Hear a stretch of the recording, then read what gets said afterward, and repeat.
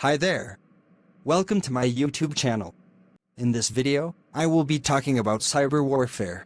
Cyberwar is the name given to conflicts that take place in the digital sphere, where weapons and soldiers give way to malware and hackers. In such a scenario, attacks by a country or organization on the enemy's main objective is to destabilize systems controlling infrastructure, networks, telecommunications, and even devices connected to the population, in efforts of varying levels of complexity and impact. Unlike the isolated actions of hackers, attacks classified as cyber warfare operations aim to cause real damage from virtual attacks, taking down the internal network of power plants to promote a blackout in the enemy country, compromising lines of communication to impair the circulation of information, interfering with air traffic monitoring and platforms that perform logistical control of the circulation of products and services are examples of tactics that can be orchestrated in virtual conflicts. The discussion about the meaning and impacts of cyber warfare has been on the rise due to the conflict between Russia and Ukraine. As tensions have intensified, it is believed that the war may go beyond the physical battlefields and into the virtual environment. Tekadun's explains what cyber warfare is and how it works, the most common types of attacks, and how citizens can protect themselves.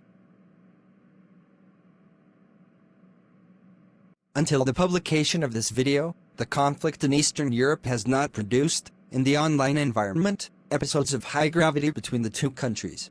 However, data from Checkpoint Research show that online attacks against Ukrainian military and government sectors increased by 196% in the first 3 days after the Russian invasion. Experts interviewed by the British newspaper The Guardian ponder that, although the two countries have a great capacity to attack in this sphere, there is an element of deterrence that may be preventing actions of greater impact. Let us explain. To discourage attacks, a country positions itself as capable of causing severe damage to rivals. It is, therefore, a kind of security. Thinking about the war in Ukraine, Russia may be reticent about unleashing actions with a great capacity to generate damage, for fear that the Ukrainian counterattack would happen in greater intensity and cause severe impact on Russian territory. One factor that has attracted attention, but has yet to prove relevant, is the promise of the activist group Anonymous to concentrate efforts on attacks on Russian services, websites, and resources. The group has positioned itself as opposed to war and holds the Russian country responsible for the conflict. In addition, an informal army of about 300,000 hackers has volunteered to support Ukraine in the cyber war against Russia, British newspaper The Guardian reports. Recruited by the Ukrainian government, the so-called IT army meets in a Telegram messenger group, where they orchestrate missions against Russian government websites and Russian media outlets that are partisan to Vladimir Putin. Although the invasion of Ukrainian territory took place only in 2022, tensions between the two countries are not new and have been evolving over the past decade. In 2014, there was evidence of Russian hacker actions against the neighboring country since before the annexation of Crimea to Russia. One example was the attack directed at the Ukrainian electricity distribution infrastructure. The action caused blackouts and compromised the country's reaction to the seizure of the peninsula. In January of this year, prior to the military invasion, Russian hackers carried out a series of actions that took down public administration websites in the neighboring nation and also produced digital vandalism on web pages hosted in Ukraine. In a cyberwar, one country may list strategic targets of an adversary nation and attack them.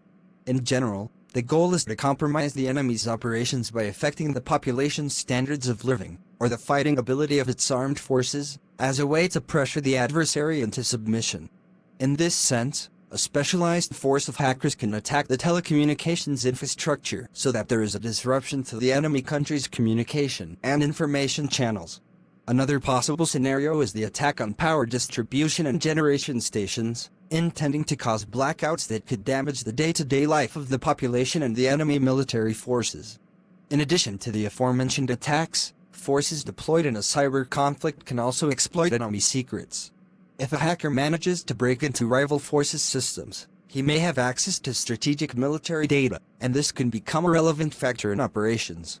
Several countries have intelligence organizations that are responsible for so-called counterintelligence actions to prevent such attacks in case of conflict, as well as teams in charge of organizing and triggering actions to exploit gaps and vulnerabilities in a conflict.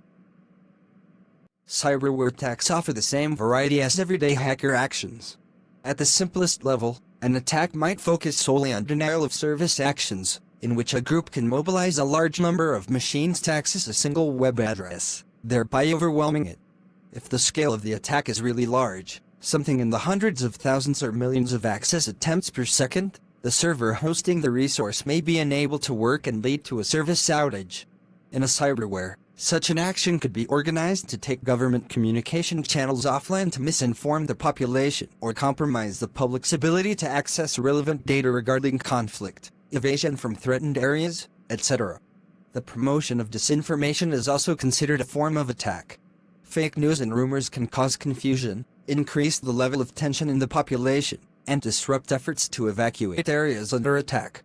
In addition, fake news can also create a climate of distrust in the public towards the authorities, compromising internal support for a major land defense effort. For example, cyber forces can also focus on obtaining sensitive information from the adversary government.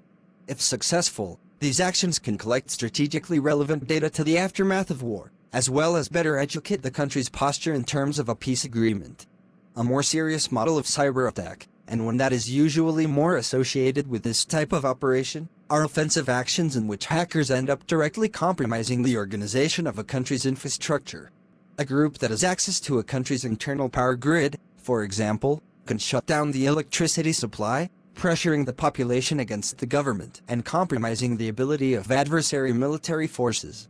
In addition to attacks on the power grid, other public services can also become targets, such as the financial market, drinking water distribution services, telecommunications, and the security sector. Now, let's talk about the cyber warfare that happened in the cyberspace. In 2009, Google's Chinese division was the target of an attack that violated the integrity of human rights activists living in the country. The intrusion was considered to be of high severity. In addition to users' emails, there was access to the internal codes of the company's services.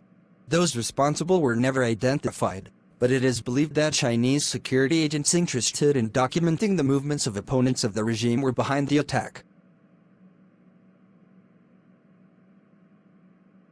In the year 2007, Estonia became the target of a concentrated denial-of-service action from a wide range of websites in the country. The action was in response to a decision by the administration of the country's capital to remove a statue installed during the Soviet period when Estonia was part of the USSR. Experts also point to Russia's actions in the war in Georgia in 2008, but, as the country had only 7% of the population connected at the time, the impact of the attacks ended up not being so decisive. In both cases, there is no precise information regarding who was responsible. However, it is believed that the attacks originated from Russian-based organizations and received government support. While in the Estonian episode the reaction has to do with historical issues linked to Estonia's independence from Russian rule, the second occurrence is more relevant. The use of hacker attacks in preparation for a traditional military mobilization is identified by many as the first hybrid war in history. In 2010, security experts found Stuxnet, a malware that caused computers running antivirus to crash. Being extremely sophisticated, the virus had escaped the control of its creators and was spreading on specialized computers to control machines. After much analysis, it was discovered that Stuxnet had been carefully designed and developed to destroy the uranium enrichment centrifuges of the Iranian nuclear program. It is estimated that the virus destroyed over 1,000 centrifuges between 2009 and 2010. Iran has never taken a position on the episode, and neither have the two countries that are held responsible, the United States and Israel. Established in 2005, the partnership between the intelligence services of the two nations was named Operation Olympic Games and focused on the production of cyber weapons as a way to cause damage and hinder the progress of the Iranian nuclear program. This geopolitical issue is considered extremely sensitive to the interests of Israel, a historic ally of the United States. Operations by the NSA, the U.S. security agency, are also part of episodes that show the destructive power of cyber warfare. With the use of a series of sophisticated resources, the agency had a data collection network that allowed access to internal communications of leaders from countries around the world. From the national point of view, who determines the level of resistance of the country to cyber attacks are the public administration and the defense forces.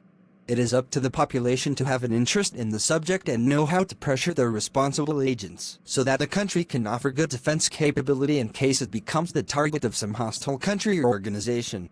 But some measures can be taken by ordinary citizens in their daily lives to hinder the enemy's actions.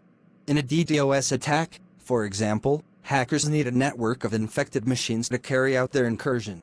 Therefore, if citizens are careful to keep the security of their devices up to date, the capacity for contamination decreases and the adversary's room for maneuver becomes limited. In addition, care when accessing the information on the internet can be fundamental for a public servant not to open a malicious link and contaminate the network of state services. Good security practices applied at work can also be essential for the enemy to face greater difficulty when trying to destroy services and compromise the operation of companies, an action necessary to harm the economy. Here ends our video on cyber warfare. We hope you find it very useful. If you have any suggestion, kindly share with us in the comments section. Also, do not forget to like, share and subscribe to our channel. Please click on the notification bell in front of the subscribe button to turn on notification for this channel, so as to notify you when I post new video.